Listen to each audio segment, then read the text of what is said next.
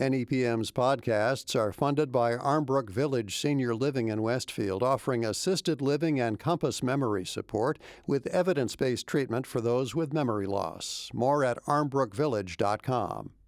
The Fabulous 413 podcast is funded by Northeast Solar, homegrown in Hatfield, Massachusetts, and providing energy savings for their customers for over 10 years. Learn more at northeast-solar.com. Welcome to the Fabulous 413. I'm Khalees Smith. And I'm Monty Belmonte. Later in the show, we'll take you to Provisions Longmeadow to taste. Or at least to hear us taste. Two perfect late summer wines, a Pet Nat from California and a Carignan from South Africa. And also cheese. There will be cheese. From goats. And since we bumped Mr. Universe to Wednesday, which is the day we usually have the Word Nerd, we bumped the Word Nerd to today. And today she'll talk about one of my favorite linguistic concepts, Hapax legomena. But first, for Live Music Friday, we welcome our friends, Homebody. Known for their energetic live performances, this Greenfield-based duo harnesses light, sound, and movement to present a spirited synth spectacle oozing with raw power and emotional grit. Homebody is coming back to the band shell at Peskyumskit Park in Great Falls, Turners if we must, for their fifth summer. Vocalist Haley Morgan and synthesist. That seems inappropriate for all the things that you do with electronics, but we'll use it. Eric Nattau are welcoming musical friends, local hero and bass guitar god Maldivisa, and Providence-based Joe DeGeorge sax machine for this free outdoor concert this Saturday evening, August 10th. Homebody, thank you so much for coming to Live Music Friday. Let's hear a tune. Slow down, funny girl. Haven't caught a word. What did you want to say?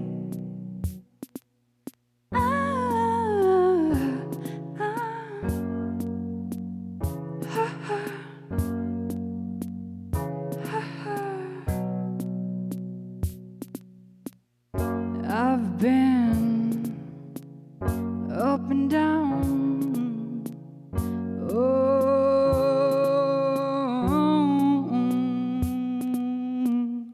I've been down, I've been round. What do you wanna play?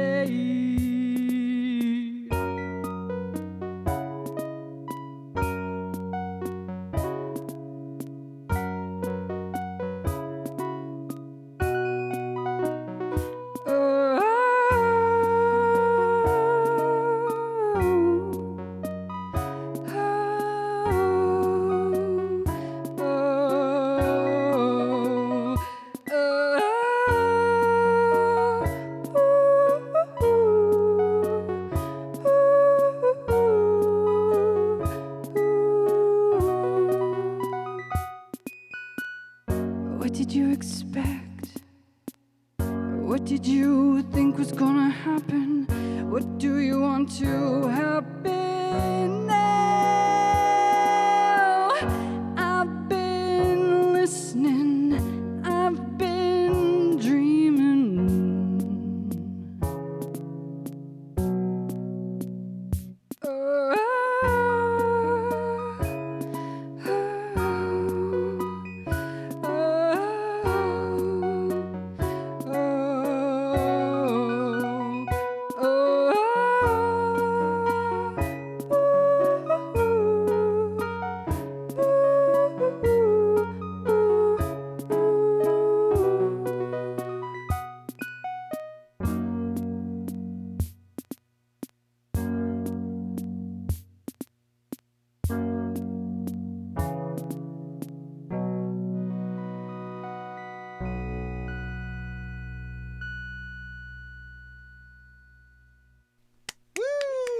Homebody here on Live Music Friday, and the Fabulous 413, Haley Morgan and Eric Nato, are going to leave their bevy of electronic equipment with all sorts of strange toys, reverbs and things and come over to these Neumann NEPM radio microphones. Here we Quite are. nice microphones here. We got to get ourselves some of these. Yeah, right. Well, if only you had public radio behind you, but you do today. Yes, we Here do. we are. Yeah.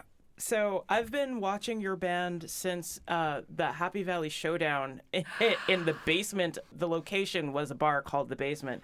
How do you think that your sound has changed since winning that competition. Wow. How long ago was that? Do you know? Significantly. It was in 2011. Wow. We have the same broken equipment that we're using.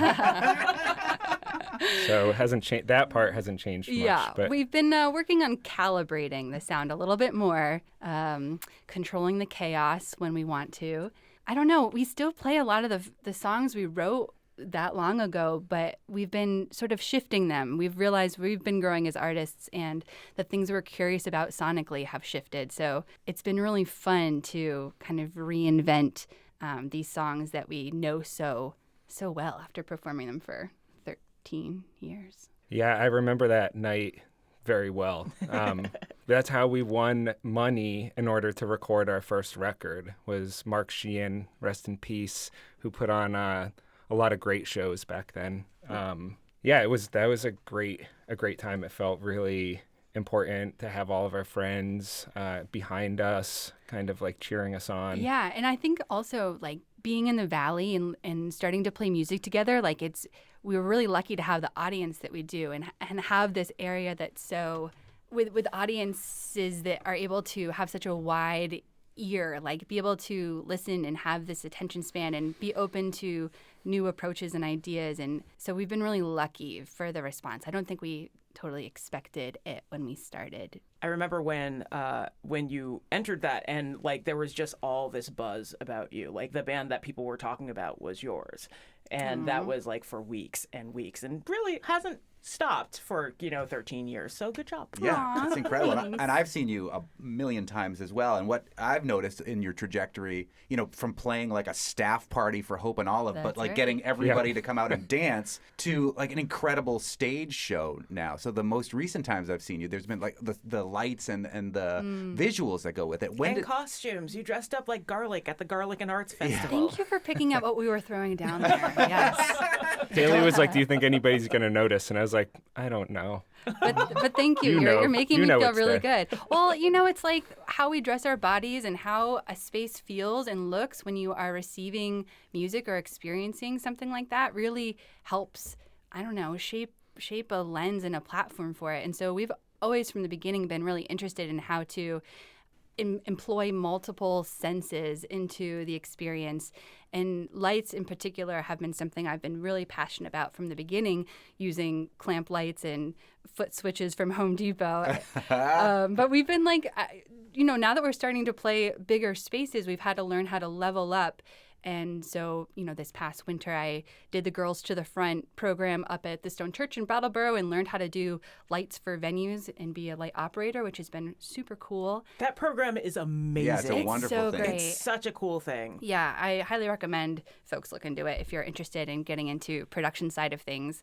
It's amazing how much for Stone Church, how much tech they cram into that space. It's such a great the way that present shows with the sound and the light. I mean, the amount of lights in that room is pretty incredible. It's so fun. I feel like God. Controlling the light. Let there be Yes. light. And Yes. not just because you're in an old church in front of the pulpit playing, yeah. playing on Not a just platform. because of Not that. just The because of spirit is palpable. But it brings up an interesting point with our performances. We try to bring everything to it, including sound and lights and costumes and vibes. And anytime, the second you announce a show is when the show starts for us. And we always say when we're performing, whether we're rusty or if the sound is weird, there's so many elements holding up the performance that, ideally you try to crank them all to 10. But, it's a performance, and it's those elements can anything is if something lacks or if something is more higher up in the mix or something, there's always these things kind of supporting the performance. Yeah, And we've long ago too learned how to embrace the ephemeral nature of live performance and kind of go with whatever's happening. Like say yes and. you yeah, know? sometimes it's like I wonder if there's so many elements, and we're anytime an element comes up, we're easy to bubbles. Wow, okay, now we have bubbles. Now we have smoke machine. Wow, and there's the more elements, for us with Homebody, often more has been more. And we've kind of we like to play with that, and by removing elements, which is something we've been doing more recently. We've been interested in density and how to like create lushness, but also give space for things to come across, so things aren't competing sonically or whatnot. And that's why we've been so excited to come here and play for you guys, because we brought instruments we don't usually play, and this is our stripped down, MTV Unplugged Tiny Desk situation today. It's like playing with negative space for theater. Yes. It's the same thing as like finding out like how much you can play with like the emptiness and make it full of things. Yes, shadow and light. Yes. Yeah, it's amazing. Well, we're speaking with Eric Nadeau and Haley Morgan of Homebody, who, weather permitting, tomorrow at Peskyumskit Park on Avenue A in Turners Falls will, for the 5th time, take over that hatch shell. If weather is not permitting, Sunday is when it'll all happen. Let's take a little Live Music Friday break with Homebody and hear more from them coming up in just a little bit. Indeed. You're listening to the Fabulous 413 on 88.5 NEPM. Welcome back to the Fabulous 413. It's Live Music Friday, and we're joined in the studio by Eric Nadeau and Haley Morgan, who are Homebody, Franklin County-based, incredible, fun, synth-pop, danceable band who will take over for the 5th time the Hatch Shell at Peskyumskit Park on Avenue A in Great Falls tomorrow. Let's hear another one from Homebody.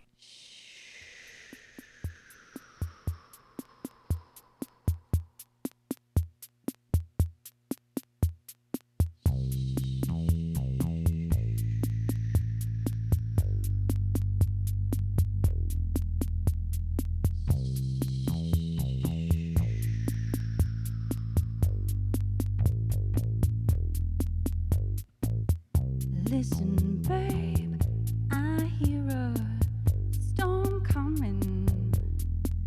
I feel a calm coming.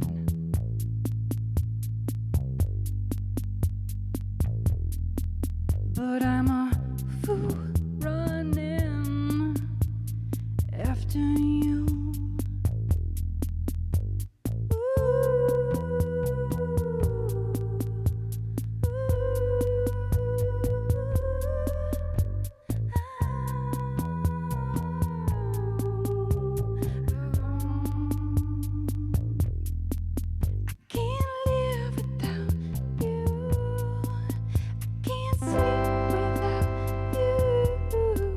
Don't wanna dream without you.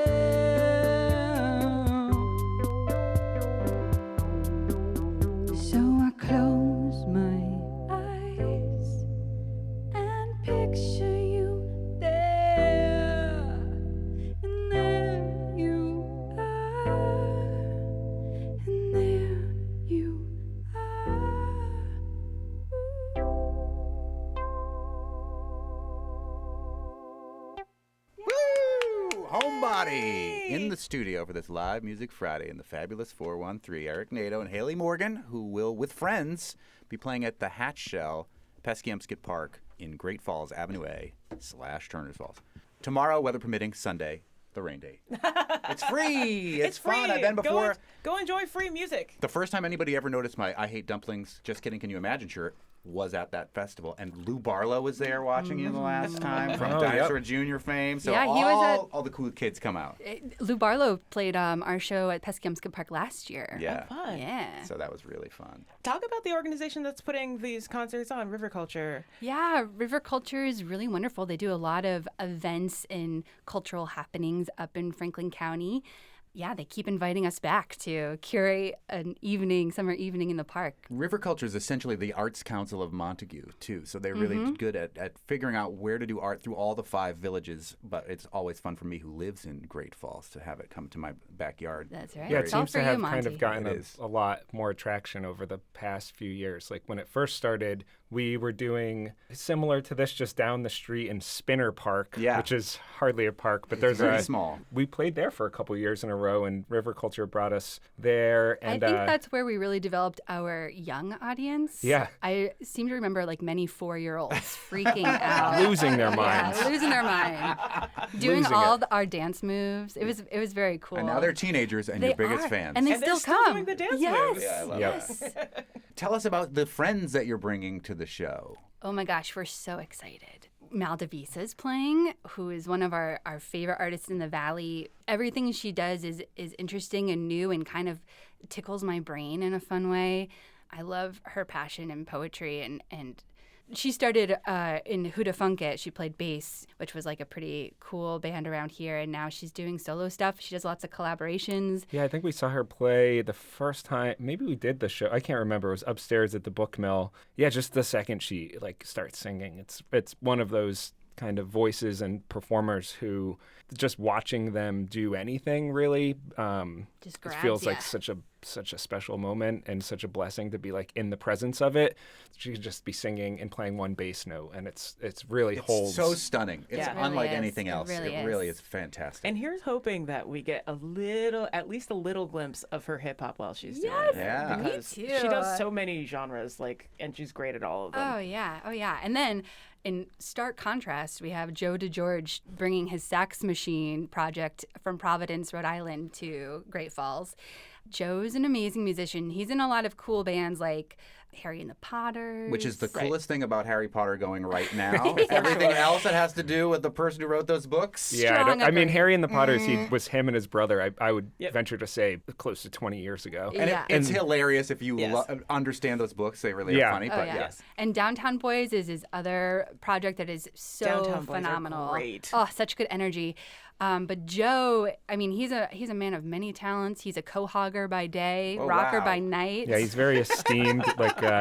He puts out like a clam magazine just about clamming. I need to meet this Whoa. person. He's a I love clams. He's got so much Whoa, yes. personality. The Sax Machine project in particular is very entertaining. He's a hell of a sax player. Great so. sax player, but also just has good humor and a really good way of connecting with audiences and using his saxophone as like a teaching mechanism for consent. He's a good friend too. So it's I love it. and when we say and friends, that's when they started asking us to do this, River Culture asking us to do this like annually kind of, and being like, you could have whoever you want to play. And every year after the show, we start thinking like, who could we ask? And then we always just kind of try to think of people who we know. And But it's always something different. We really, in our family, we celebrate differences. And it's true. we really try to embrace an eclectic night. That way, like, you're never bored by one thing. It's not one tone. You know, we've got options. We've got We're contrast. never bored in Western Mass. That's something. Yeah, is that's what this whole very show is about, true. Eric Yeah. Nadeau. Never a dull moment. I am a child of the Western Mass. I was born here in Springfield. Yeah, So nice. Welcome home. Thank you. Also, speaking of eclectic things, I feel like we have to talk about the Omnichord Yes. that Yeah. you brought to the studio. For those who don't know, it looks like a 1980s like version of like a Speak and Spell In a meets vacuum or Simon, something? and like yeah, Definitely. it definitely has a totally. What is that instrument? Yeah, so it's basically like an electric auto harp that was invented in 1981 by Suzuki, and it's really fun to play. It's it has sort of this touch board that makes the beautiful arpeggios. And then it also has a built-in beat maker, which is what we used for our beats today instead of bringing all of Eric's other fun samplers. But the Omnichord has a really special place in a lot of pop culture. I mean, It's putting me out of business. It's coming from my job. There's that Gorilla song where they just use, the True. B, and then You said it was on a Eurythmics song. oh yeah. Yeah, I mean, it has its own Wikipedia page. We'll say that. Yeah, Brian Eno is a big fan. So On Miss all Sarajevo, over. yeah. Yeah, that's Oh, right. I love that song. Oh my god, Yeah. Yep, it's yep. so good. Yeah. And you got yours for wicked cheap. We did Our actually, friend- yeah. our Sorry friend to the church Garth, that didn't yeah. know what they had. Our friend Garth from up in Greenfield area found it at a church tag. This one at a church tag sale for several dollars. I think believe. $3. Yeah. Yeah, And we and- just smiled and said, "Thank you." We didn't tell him what it was. And Garth, if it's the Garth I think of, listens to this show, so you're in big trouble. oh, I know. No, he knew what it was. Yeah. Well, it's going to be a great show tomorrow or Sunday, weather I This permitting. think weekend, whether baby. if Dave Hayes has anything to say about it, I think that Saturday, it looks like it's going to clear up pretty early Saturday morning, but we do have a rain date of Sunday. It's all up to Dave Hayes. Yeah. Put it all on as if he's not hard enough on himself. He is hard on himself. Don't put that much pressure on him. We love you, Dave Hayes. Yes, yes. Well, thank you, Homebody, for being here for Live Music Friday, and we'll see you at Peskyumskit Park on Saturday Thank you for both. free with Mal Devisa and with the sax machine, Joe DeGeorge. Thanks so much. Sure. Thank you. Later in the show, the Wine Thunderdome returns finally, and we head back to Longmeadow to taste two perfect summertime wines with Bruce and Eric and Provisions. But up next, the phenomenon of Hapax legomenon with Emily Brewster from Merriam-Webster in Springfield. You're listening to the Fabulous 413 on 88.5 NEPM. NEPM's podcasts are funded by Armbrook Village Senior Living in Westfield, offering assisted living and compass memory support with evidence-based treatment for those with memory loss. More at armbrookvillage.com.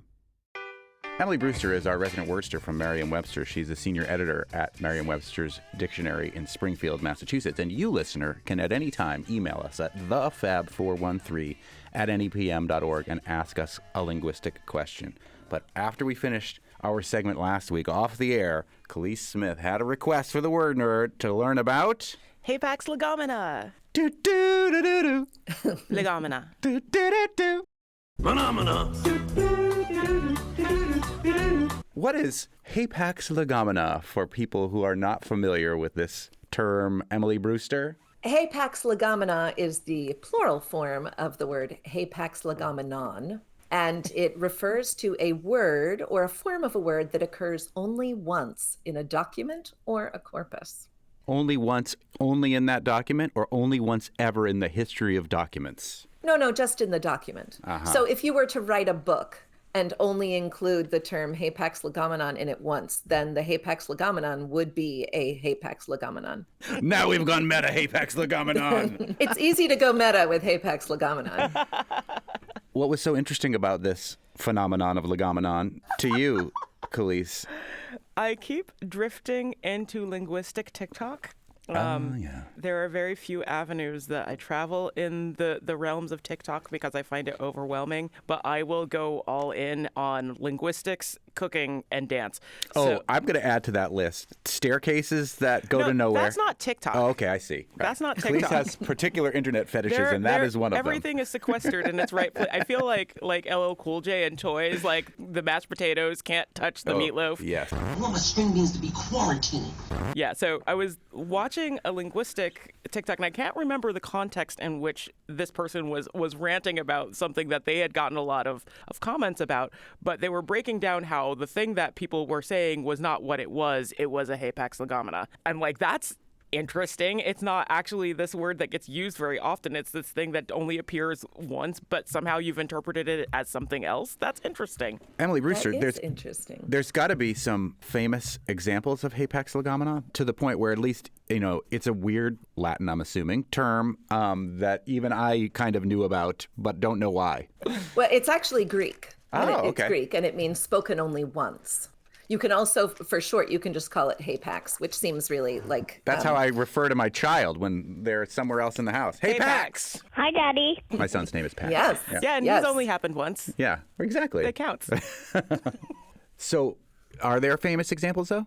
Well, See, this is where it gets hard because, like, when you think about books, like, you don't necessarily think about the things that don't get repeated. Right. And so for something to jump out at you as something that doesn't get repeated is interesting. Well, it's funny in and because of itself. we were just talking about our author from Wednesday, Right. talking about the Quabbin Food Harvest Co-op in Orange and how she, I think only once in the book, refers to the attempt to bring a co-op to Amherst as the Amherst Food Conspiracy. So that would be a Hapax legomenon in that particular book, right? Yes, I do think yes, so.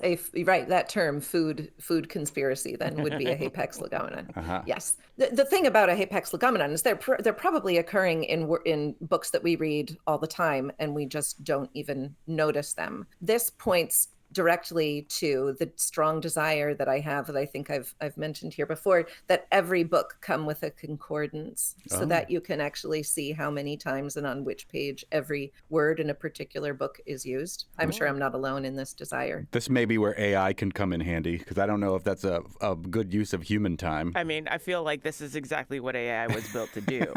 Yes, do the things that we want to have, but that no person wants to do. Right. Yes. There is a scholar, like 18th century maybe, who went through and found all of Shakespeare's Hapax legomena and determined that there were about 6,500 of them. Interesting. So 6,500 terms that Shakespeare would just use once and be like, no, don't want to use that one again. That's amazing. Yeah. Excellent. Well, you're a fishmonger. But I don't actually know of a collection of particularly famous ones. I am right now reading Moby Dick, which is a beautiful book. And I'm sure that there are some in there. But again, I have no concordance. It's very hard to verify without having a very complex and detailed concordance.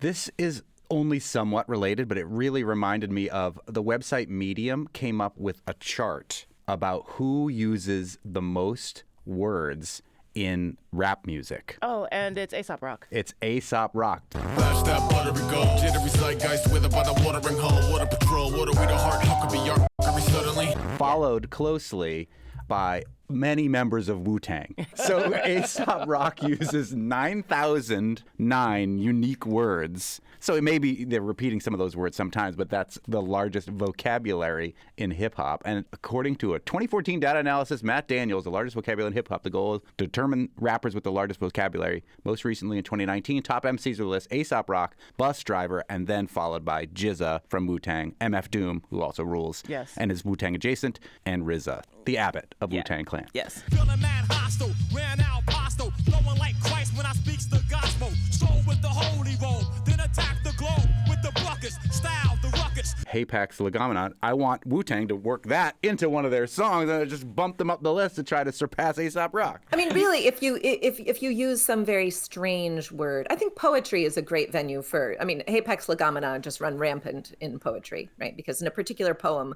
you're not going to include the same, there are plenty of words. Any word that is especially powerful or evocative, you will probably only use once. If you want to, for example, use a really striking word like quidnunc, that'll stick out, so people will know. You just can't overuse them. Quidnunc. I'll bite. What does that mean? Quidnunc is a busybody, is somebody who's interested in other people's stuff. I love it. But now we can't use it as Hapax legomenon in this segment because we've said it twice. We have, yes. Right. When I said it, it had up to that point been a Hapax legomenon, but it no longer is. Yeah, and if we'd left it alone and not wondered what it was, it would have remained so. Let's make one Hapax legomenon in this segment. Dodecahedron. Okay. Now we're done with that one. Yeah, we've got at least one here. Yeah. I'm sure we have more. There are lots of other words that are obscure enough that if you put them into something, they'll be striking. Oh, there's one I learned recently. This one was very puzzling to me. Mytacism. Mytacism. Any guesses on what the word mytacism means? Is it when you cut off somebody's catalytic converter, when you cut through their Midas muffler? Trust the Midas touch. There's got to be a belief of some sort. It is excessive or wrong use of the letter M. The letter. What? So excessive or wrong, you always say you could spell mnemonic without the M, and I guess that would be a myticism. Yeah. I can't think of how else you could use the letter M wrong. Sandwich, S-A-M-W-I-C-H. Or sandwich. Sure. Sandwich. Yeah, that's two wrongs. The two mitocisms. Yeah, that might be a mitocism. If you used it wrong 12 times, it could be a dodecahedron of No, I blew it! You've ruined it. You've ruined it. We were really close there We were for a so minute. close. Yeah. Now we need a new Hapax legomenon. Yeah. Okay, how about this one? This one you don't want to say more than once, really, because it's pretty gross. Pultophagy. Oh. Tell me more. Well, do you know the phagy Yes. ending? No. Yes. All right, Khalees, tell us. Like Fiji, like effigy, like, or am I in the wrong vein? Wrong vein. Okay. A word that was new to me a while ago is autophagy. Oh, Which okay. is Then like- I'm thinking of entirely the wrong thing. Okay, yes. Phagy is ending P-H-A-G-Y means eating of. Oh, wait, no, I do know this one. Yeah, okay. Like esophagus. What? Yeah. Yes. Autophagy is the process by which there's a breakdown of parts of a cell within the same cell. It's like autophagy is something that helps your body because it clears away dead parts of cells and dead cells Okay. by eating, which is kind of Was gross, that the but- gross one? Well, no, the phagine, or P-H-A-G-E-I-N, means to eat. And clearly that's where that suffix phagy also comes from. I like to eat things that are fudgy. yeah, Like Fudgy the Whale Carvel cakes. Fudgy the Whale is back. That's a whale of a cake for a whale of a dad. What was the Pultophagy. Pultophagy. Yes, P-O-L-T-O-P-H-A-G-Y. This is really this. Okay, do you want to know what it means? Yes. Nobody's ever gonna guess this. Thorough chewing of food until it becomes like porridge. Pultophagy. Oh, like moms do for baby birds. That is gross. Yeah. Because then you spit it into their mouth. I don't think that's a requirement of pultophagy. No. You can swallow it on your own. Yes, unless- yes. No, but this unless was you're a this baby was part of there was a Victorian food fad. There were all these health fads back Oh, then, yeah. right? Like Graham of Sylvester's Yep. fame, I believe, Oh, right? may that restaurant in Northampton rest in peace. That was the birthplace of the graham cracker and Sylvester Graham. And now Yeah. it's got a new spot in there. I hear there is something coming in there. I can't wait. Oh, that's exciting Yeah. to know. There's a song about doing this exact thing in the movie about Kellogg's wellness retreats. Oh, my goodness. About chewing till it's like porridge? Yeah. And I do believe it goes chew, chew, chew. It's what you need to do.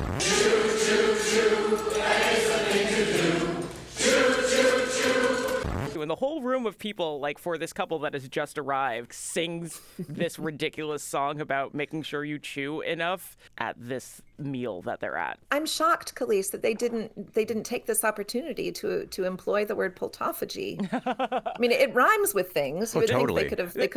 they should have put it in the song. It is entirely Pultophagy. possible. This is what I remember of Road to Wellness. Should I put it on my list or no? Now, if you are at all curious about some of the more respected ideas about wellness cures around the turn of the century, then by all means. It takes a little bit of a grain of salt, but like it does actually get into quite a few of the things that they were looking into, including like the all grain things, the exercise, the focus on the female orgasm.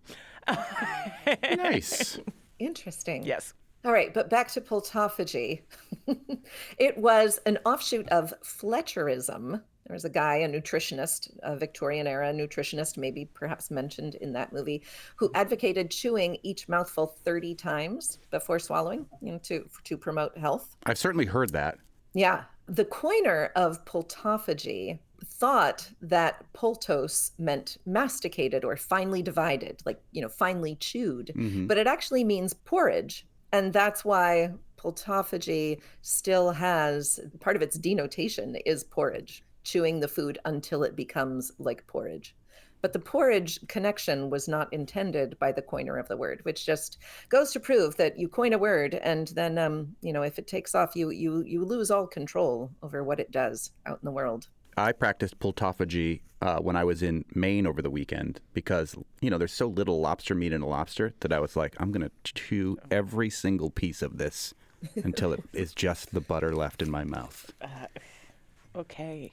Do you have other fun words that if we were only to say them one time in this segment would be Hapax legomena for our segment here, Emily Brewster? Yeah, I really like this one. It is vug. What does that word mean? It's a small unfilled cavity in a lode or in rock. Huh. Or your Lode tooth? being, like an area that is like a seam of some kind of rock or mineral. It's like a little hole. We could call cavities vug from now on. They sound less, they sound cute.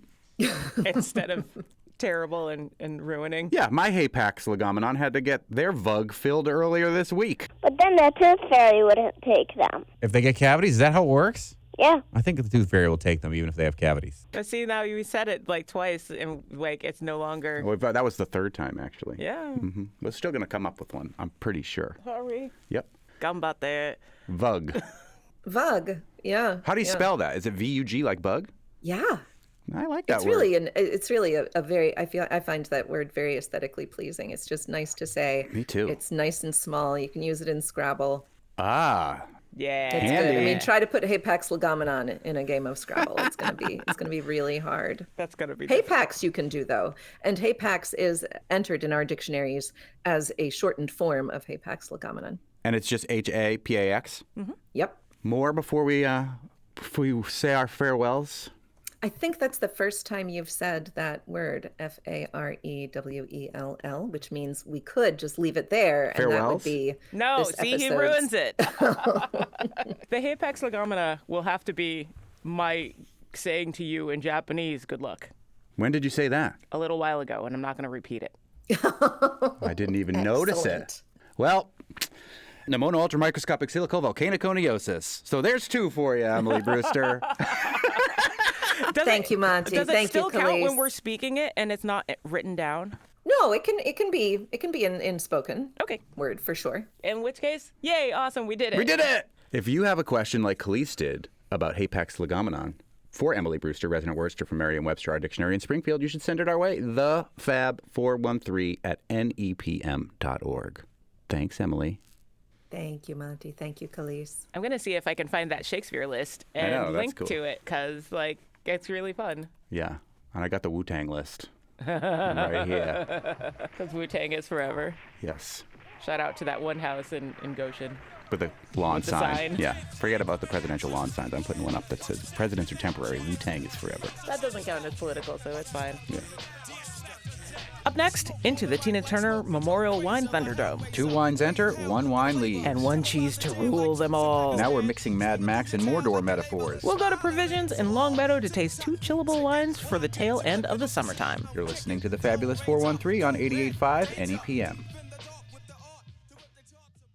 NEPM's podcasts are funded by Armbrook Village Senior Living in Westfield, with support services designed to help seniors age in place, including a Compass Memory Support Neighborhood. More at armbrookvillage.com.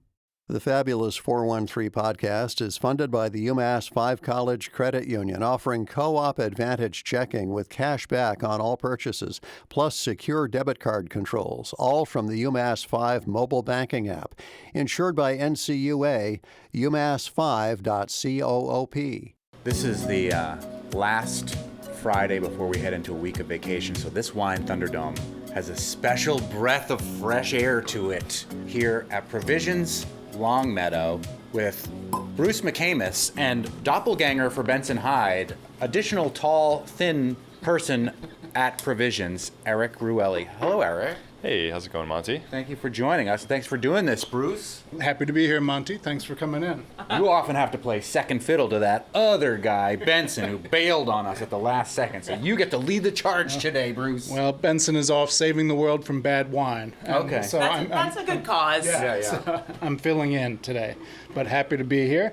We thought we'd do something a little different today, that we thought we would do a cheese and wine pairing. We have a Chabichou, which is a... I have a couple of Chabichous. I've had them for many years. Like these ones, I have mine on. Yeah, they're But I Bruce love Lee them. shoes, but I walked the march for the food bank in them, so they're beat up. hopefully this tastes better. Yeah. So although cheese that tastes like feet, probably actually I'd like. It's your thing. So the Chabichou comes from Blakeville Creamery, and it is a bloomy rind goat cheese with sort of a cool consistency. It's fairly hard in the middle and really soft and creamy around the edges, and so it's almost like two different cheeses in one. Oh, nice. If you've ever had Boucheron, it looks just like that. So I'm really excited about this because Boucheron's one of my favorite cheeses. It also looks like a piece of white wedding cake. It's a nice day for a white Wedding cake. And then the wines we have today, we have a Petnat, Albarino Petnat from California. And how do you pronounce that, Eric? What is the producer's name? Chaki's. There's a Q. Chaki's? Yeah.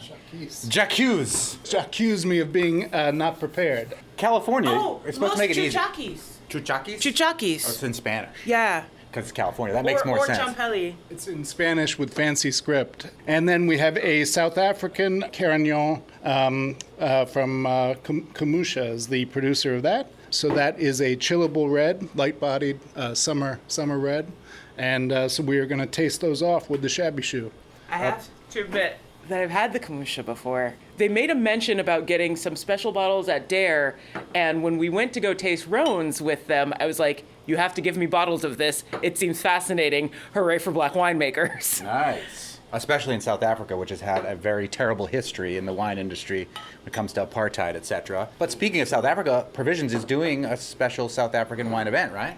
Yes, we are. And when is that? It's in... I think it's August 21st. Okay. I saw it on the door on the way in. Oh, so I can come and have really close to my birthday wine. Well, so Petnat is the first one. And that stands for Pétillant Naturel, right? Which is like a fancy natural fermenting way to make sparkling wine.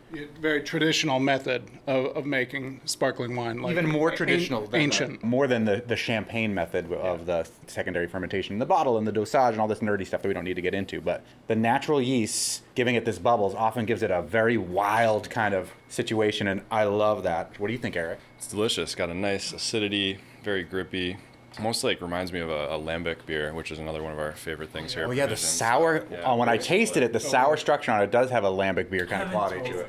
The nose on this, it's all bready, like you would get in Pinot Noir champagne. Yeah, I love the breadiness of sparkling wines, but then on the palate, it's a lot more sour than I was expecting, and I kind of love that. Nice twang to it. Great for the summer months, sitting on the porch, kind of kicking back, and get a little funkiness in your afternoon. So it does have a nice twang to it. A hanker for a hunk of cheese. Grab some cheese and a cracker. But yeah, a little brioche on the Petnat. Well, the cheese is awesome. Almost all the time, no matter what wines we're drinking, cheese wins the Thunderdome. The cheese stands alone. The cheese stands alone. The cheese stands alone. Oh, this that's is a nice great combo. That's a great combination. Oh yeah. Credit goes to Elena Douglas, who suggested the Petnat with this cheese. Elena is our head cheesemonger at Provisions, and so she came up with this pairing combination. Yeah, which is spectacular. It really is spectacular. I've got to have seconds. We're gonna have to decide whether we're gonna decide on which wine with this cheese is what we're gonna vote on, or just which wine we're gonna vote on. I say we have done both. We should do both. Or the double Thunderdome. Kind of like you can compete in the team event, and then you can have individual events. Right.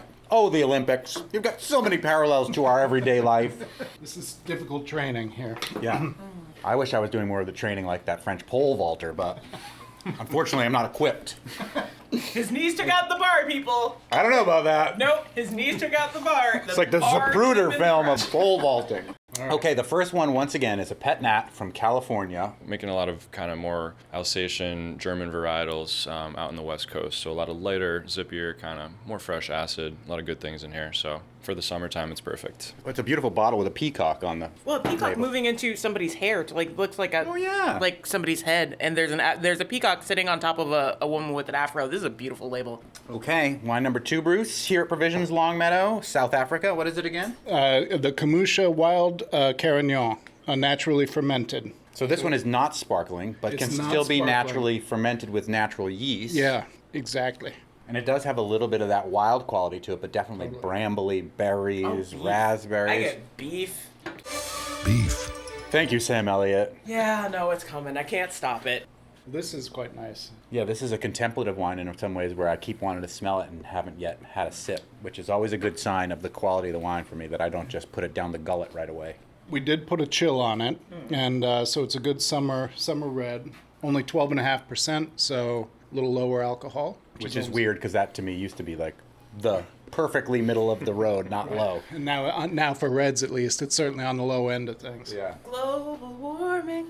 Speaking of, you can kind of get some of that warm climate in here from the South African terroir that we're just not seeing in a lot of other regions. So it's cool to kind of taste where potential is with warmer climate wines, which are coming soon and now. So yeah. Be ready for them. We haven't had a ton of Carignan in these wine Thunderdomes. What do you think of when you think of Carignan there, Bruce? It's a pretty heavyweight red grape, traditionally Rhone Valley. Tiny grape, high surface area of skin to flesh, so usually it can be used for coloring and for kind of beefing up a wine at the end. Beef bourguignon. Do you want me to cut you some cheese? Yes, please cut the cheese, Bruce. This is zippy and lovely. You know I have a weakness for porch drinkers because I just want to sit outside in thunderstorms and drink wine, and this is perfect for that sort of thing. Debbie Downpour.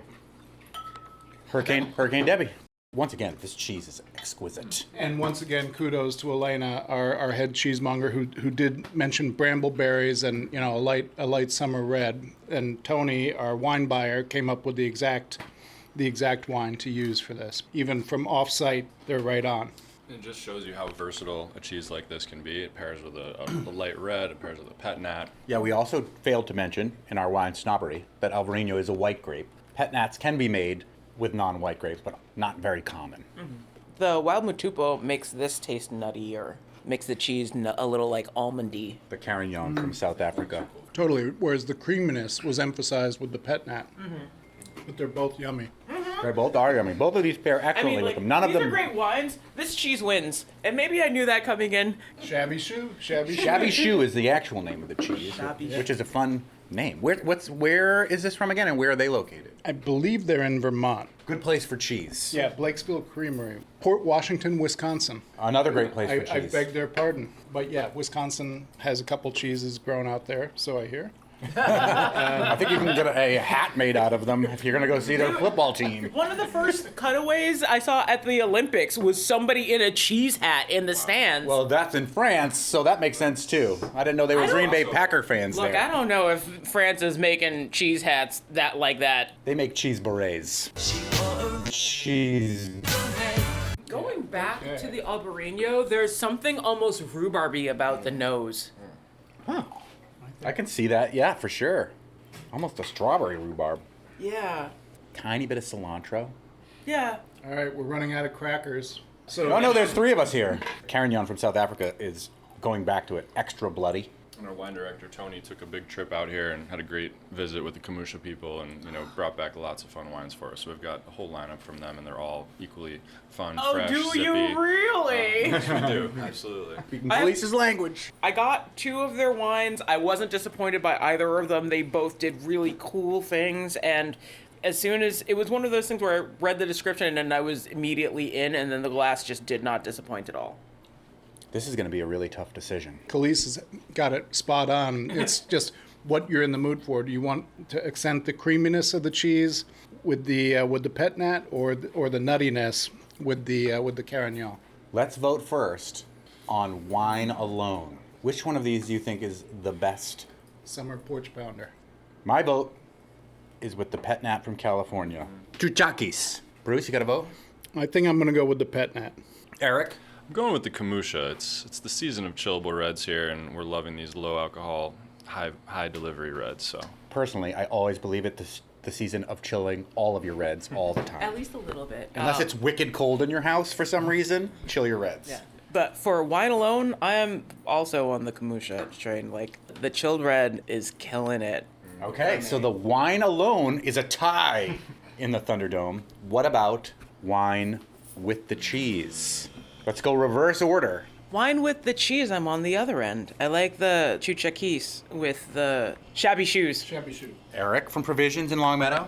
I'm going with the pet nat too. It's pulling some crazy lime zest notes that are almost giving me like a key lime pie vibe with this creamy rind on the cheese. It's absolutely killer. Bruce? I concur. I'm going with the pet nat and the Chabichou as a combination. Unanimous on the cheese. Yeah. The Chabichou and the Pet Nat from California of Alvarinho. Chuchakis. Perfect with this cheese. It's awesome. It just goes to show you, go to a great wine store like Provisions Longmeadow or the other Provisions or some of the other fine folks we Thunderdome with. Talk to the people there. Get a good opinion about a good cheese and a good wine that goes with it, and you are going to have an excellent time. Both of these definitely work. There's rarely been an easy decision in this Thunderdome, but like if I'm alone and I have no cheese, I'm going to South Africa with a Kamusha. But once again, cheese is the winner. Yeah, no, this cheese is fantastic. Chabichou wins the day. But you can come out and try other South African wines on the 21st. Wish me happy birthday. Next week on the Fabulous 413, we're taking a little break. But we will revisit some of our favorite moments from the show, like a tour of the Hitchcock Center in Amherst. We'll chat with former Western Mass vacationer, comedian John Hodgman. We'll hear about black woodworkers in Franklin County. Plus live music from Chris Smither, Amethyst Kia, Snack Time, and so many more. I'm Clee Smith. And I'm Monty Belmonte. Have a fantastic week. We'll see you in 2 weeks on the Fabulous 413.